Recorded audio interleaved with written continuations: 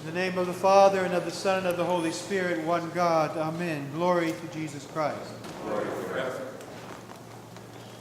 The extreme case that Jesus faced in today's gospel reading called for great compassion and courage.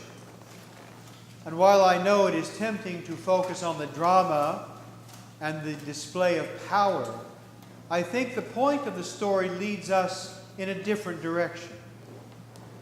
It is counterproductive to focus our attention on evil, especially if we consider the verse from Deuteronomy, "As a man thinks in his heart, so he is." And we certainly don't want the contemplation of demons to darken our hearts today. It is far better to focus on beautiful and holy things, as St. Paul writes in Philippians, "Finally, brothers and sisters, whatever is true, whatever is noble, whatever is right, whatever is pure, whatever is lovely, whatever is admirable, if anything is excellent or praiseworthy, think about those things." After all, if for no other reason than I've heard thousands of confessions, I can assure you that evil is boring. Holiness, on the other hand, is always interesting. So let's not focus on demons today or ever, but on Christ and the power of God's love. In Philippians 2, St. Paul quotes a hymn of the early church about the incarnation. The Son of God, quote, "made himself nothing by taking on the form of a servant, and humbled himself even unto death." And in today's gospel reading, the servanthood of God comes alive for us. Christ reaches out to serve two untouchable demoniacs without any regard for his own safety or reputation. Here were two pure, dangerous men labeled as demon-possessed, isolated, persecuted, ostracized, unclean, cast out from any kind of human society and any compassionate support. And Jesus became the servant, healer, and friend when no one else would. It does not amaze me that Jesus had power over demons. Why would that be such a big thing for the Son of God after all? What never ceases to move me is the Lord's never-ending display of compassion in the face of extreme human suffering. Jesus never turned away from suffering people. He never tried to protect himself from those who were despised and rejected the way we often do. He let nothing stand in the way of love. This was how he fulfilled the will of his Father, who is love. God is love, is the good news. This is the message the world longed to hear then and longs to hear now. And in Christ, we not only hear it, we see it in action. In us, too often it is neither heard nor seen. Those who truly love God are easy to find because they are full of love. It is the only unmistakable sign of a disciple of Christ. Corinthians 13, "If I have not love, I am nothing."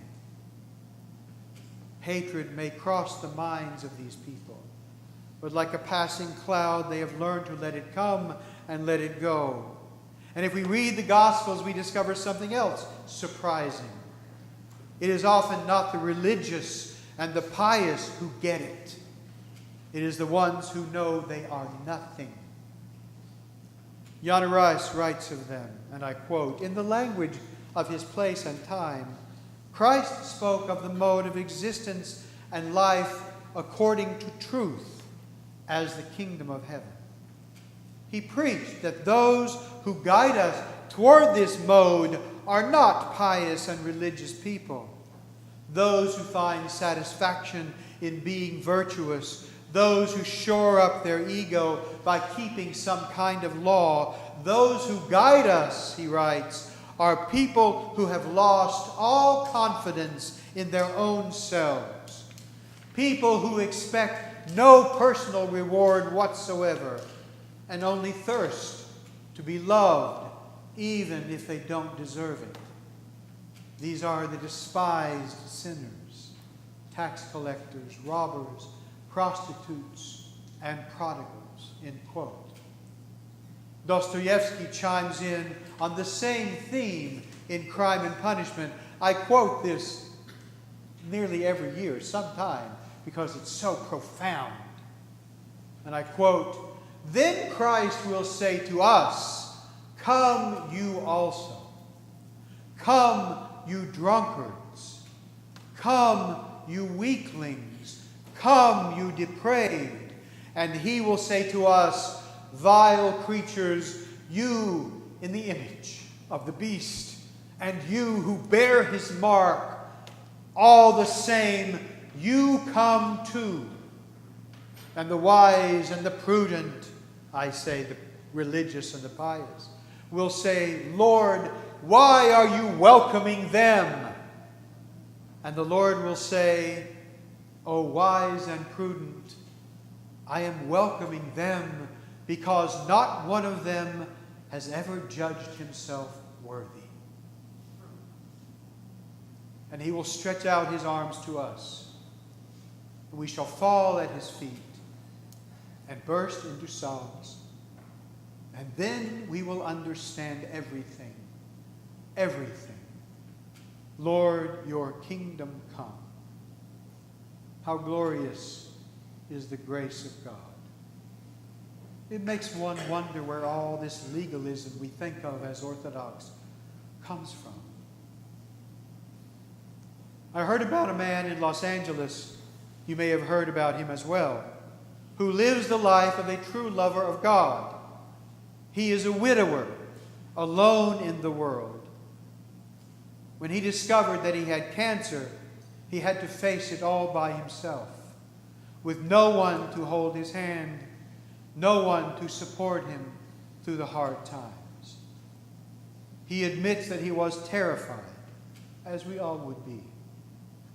When he recovered, thank God, he thought to himself, "If I, a grown man, was so terribly frightened, how much more frightened must children be when they are facing death alone?" So he began his life's work, a work of great love and self-sacrifice and humility. He takes in children who are alone and dying, and cares for them until the end. Some of them live for only days after they come to him. Others live longer, and he loves them. He loves them all and suffers with them and mourns with them about them when they die. He lives a life full of joy and tremendous sorrow, and he does it willingly. 24/7, he does this work, without pay, without time off. His name is Mohammed Bazik, and he is an immigrant from Libya. Blessed are those, Jesus says, who hears my words and does them. St. Isaac of Syria tells us, wherever there is love, there is God. Whenever and in whomever we find such ego-transcending compassion, we can be sure that we are looking at someone who has heard the voice of the Son of God and taken it to heart. Love all God's creation, writes Dostoevsky, the whole of it, and every grain of sand. Love every leaf, love every ray of God's light, love the animals, love the plants, love everything, end quote. And if you love everything, he says, you will perceive the divine mystery in all things. My belief is that we are all called to this kind of life. What is your calling? And how will you live it? In the name of the Father, and the Son, and the Holy Spirit.